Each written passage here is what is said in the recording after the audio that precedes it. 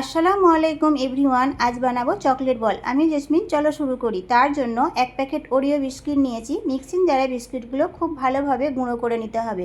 গুঁড়ো করে রাখা বিস্কুটগুলো একটা পাত্রে ঢেলে নিলাম, দিয়ে রুম টেম্পারেচারে থাকা দুধ নিলাম। অল্প অল্প দুধ দিয়ে আমাদের ছোট ছোট বল তৈরি করতে হবে। দেখছি বলগুলো তৈরি করার ভিডিওটা হয়নি, বুঝে নেবে তোমরা। চকলেট বল মানে বল করতে হবে। আচ্ছা যাই হোক, তারপরে নিলাম ডার্ক চকলেট।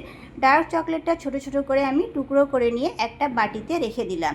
তারপরে অন্য একটা পাত্রে আমি নিয়েছি এখানে ফুটন্ত গরম পানি। তারপরে যে চকলেটটা বাটিতে রেখেছিলাম ওই বাটিটা গরম পানিতে বসিয়ে দিলাম। চকলেটটা গলে গেল।